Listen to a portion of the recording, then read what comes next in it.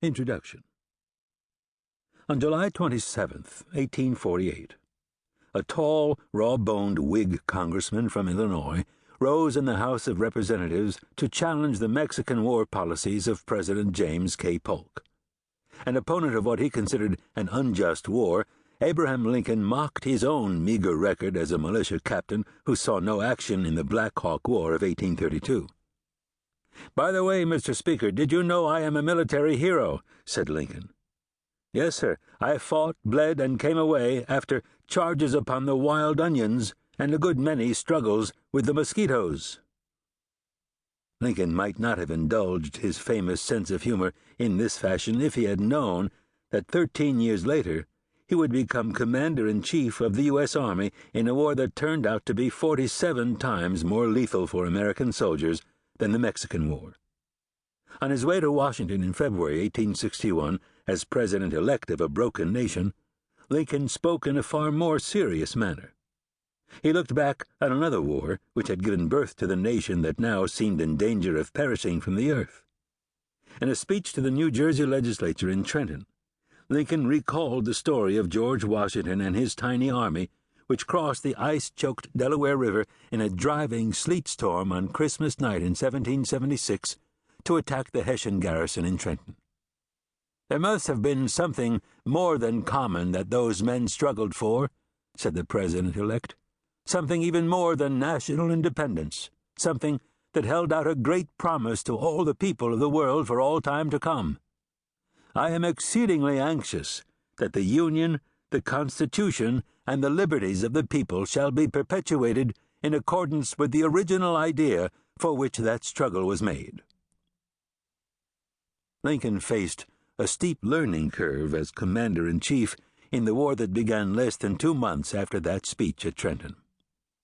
He was also painfully aware that his adversary, Jefferson Davis, was much better prepared for that daunting task.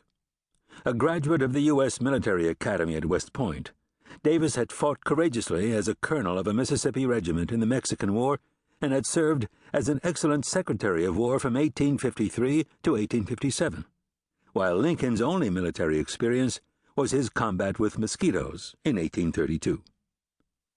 Lincoln possessed a keen analytical mind, however, and a fierce determination to master any subject to which he applied himself. This determination went back to his childhood. "Among my earliest recollections," Lincoln told an acquaintance in 1860, "I remember how, when a mere child, I used to get irritated when anybody talked to me in a way I could not understand." Lincoln recalled going to my little bedroom after hearing the neighbors talk of an evening with my father, and spending the night walking up and down and trying to make out what was the exact meaning of some of their, to me, dark sayings. I could not sleep when I got on such a hunt after an idea until I had caught it.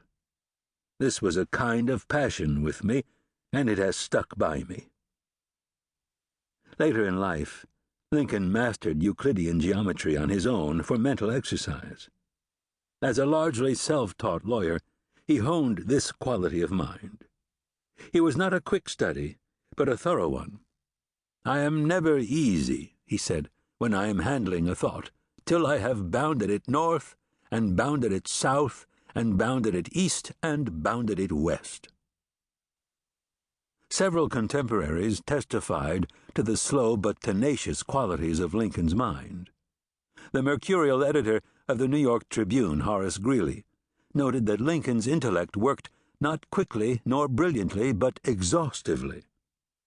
Lincoln's law partner, William Herndon, sometimes expressed impatience with Lincoln's deliberate manner of researching or arguing a case. But Herndon conceded that his partner not only went to the root of the question, but dug up the root and separated and analyzed every fiber of it. Lincoln also focused intently on the central issue in a legal case and refused to be distracted by secondary questions. Another fellow lawyer noted that Lincoln would concede non-essential points to an opponent in the courtroom, lulling him into a sense of complacency. But by giving away 6 points and carrying the 7th, he carried his case, the whole case hanging on the 7th. Any man who took Lincoln for a simple-minded man